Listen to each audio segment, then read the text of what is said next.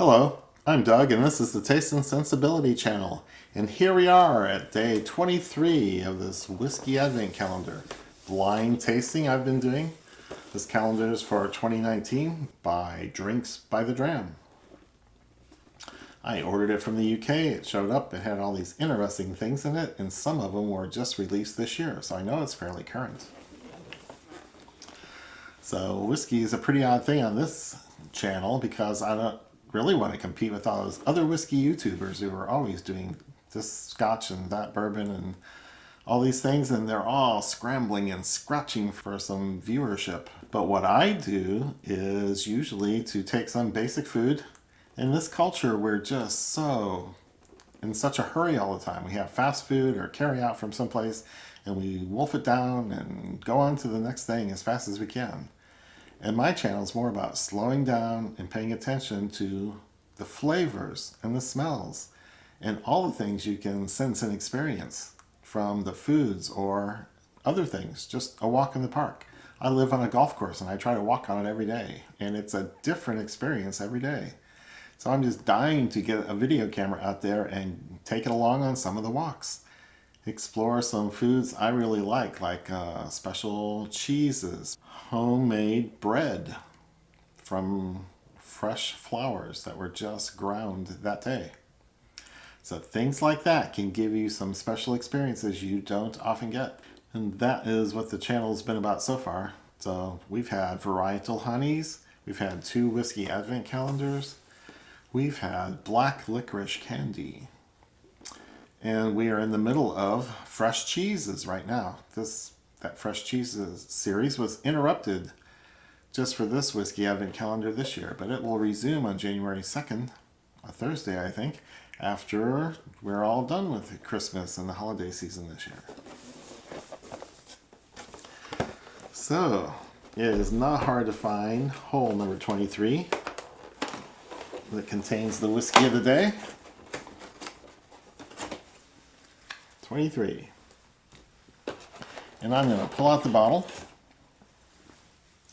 And I saw how dark it was on the side, but I didn't see the label or any printing. And look at that darkness. So that's a bourbon or a sherry finish or artificial coloring from a natural caramel product.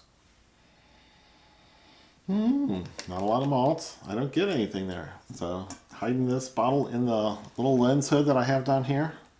Whoa, that's dark.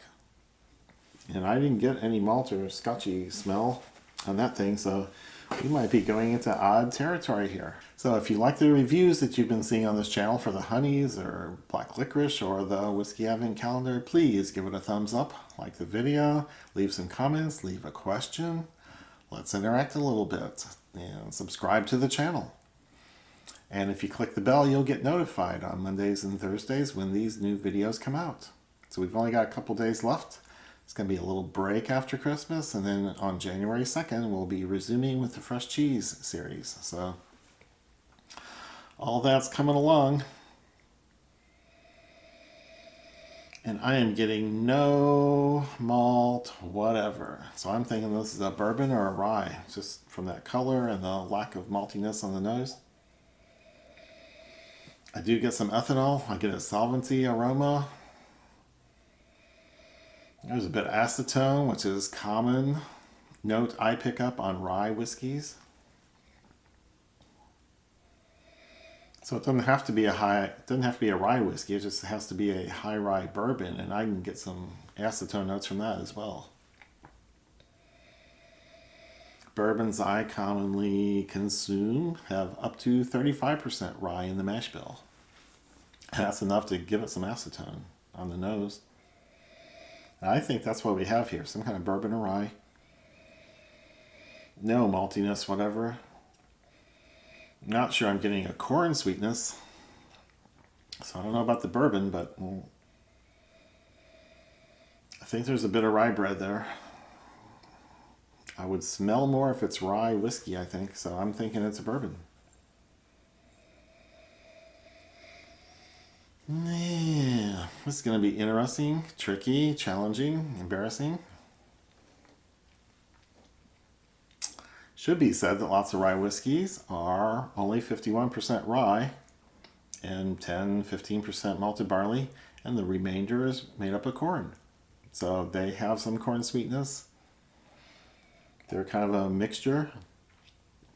Things can be in the bourbon direction, or things can be in the rye whiskey direction, but mash bills are not that far apart. So there's sweet rye and there's spicy rye filled bourbons.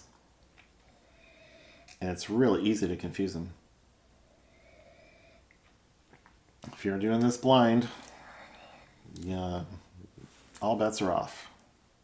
You think you know what you're smelling and tasting, you connect it to something you think you know, and then it turns out you're wrong. So I can't really say from the nose whether it's a bourbon or a rye, but I get that little bit of acetone that says there's rye in there. So I like this. This is going to be fun. But the nose is hardly anything compared to the palate, so let's taste it.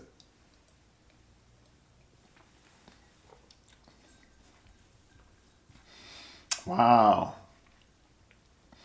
Wow. That is a big punch of alcohol. That is a high ABV, 50% or more.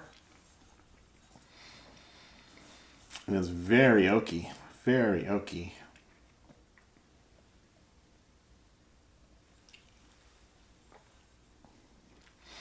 It's familiar. I can't say the rye notes really stand out.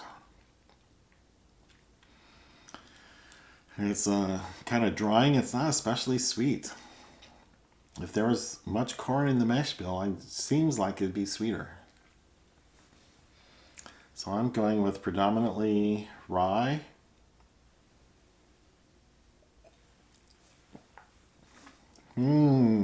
This is good. I'm putting a picture together here quickly because one of my favorite things in the world is Balcones 100% rye. The oakiness that all the Balcones products have, they do some different caskings. I can't say that. Things that they put into American charred oak casks come up with a very oaky, smoky, burnt, toasted flavor within just 2 or 3 years. 3 years might be too much for some of the stuff they do. And it gives a distinctive oaky note on the spirit when you're drinking it. And I'm getting a lot of that here. But they really specialize in corn things and in single malt barley. And this, I'm not picking up any corn. It's not a malt. They have, I know, one expression of 100% rye whiskey, which gets the same treatment and the same oak in the Texas heat. So I think this is Balcones rye. I've got a bottle. I've enjoyed it. I've got 5 other Balcones products, at least. And they all have this oaky, oaky, oaky character. So I'm going way out on a limb and being so confident about this one, but that's the way it's playing out right now. I know this. And I love it. If it's not, I don't care. It's some other Balcones that I really like, and I'm glad to hear people hear about. Texas whiskey is a thing. Whether it's a single malt done in new charred American oak or done in some sort of French oak or European oak, or some kind of corn whiskey that they do all sorts of crazy corn things with, or whether it's this rye that I think I have in my hand right here. They're all delicious and need a little more exposure. They are unique in the bourbon world, whiskey world, rye whiskey world. Adding a little water. The rye I'm familiar with is 100%, 100 proof or 50% ABV, which is pretty high. Carries a lot of flavor. Adding water is going to change it almost certainly. Open up flavors or give you access flavors, or give you access to different flavors you didn't get before. Is a very likely outcome. And think I'm smelling an expanded nose here. There's more stuff going on.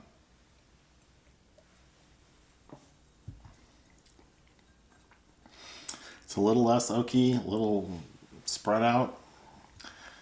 There's oak, there's rye. I don't think I'm getting any corn sweetness at all. It's a dryish, woody, southwest kind of rye taste. The rye notes that you normally get in lots of things, there's no dill, there's no licorice, there's no... I don't even get that much green herbal stuff. But it's just southwest and dry and kind of dead, which is a bad description for this favorite rye of mine.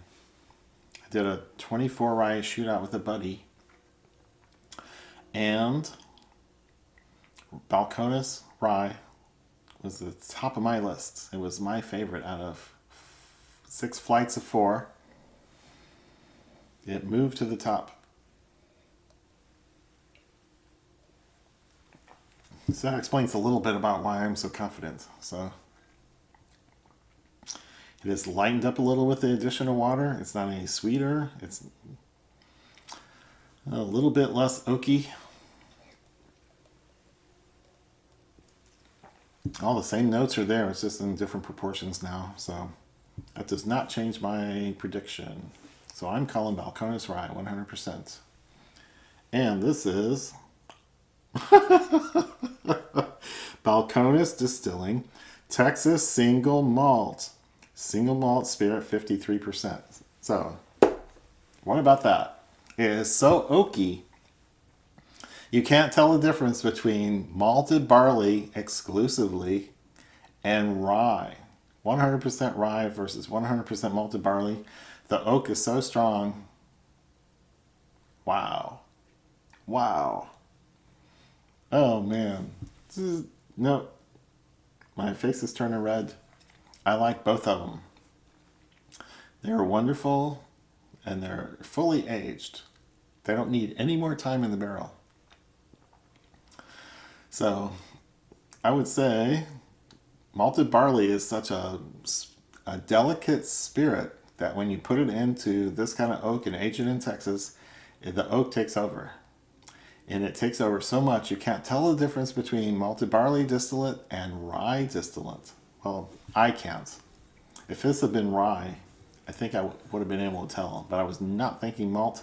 I did not smell it. I did not taste it. I tasted oak and some kind of grain. Oh, wow. I sure hope I'm good on number 24, because 23 was a disaster. So,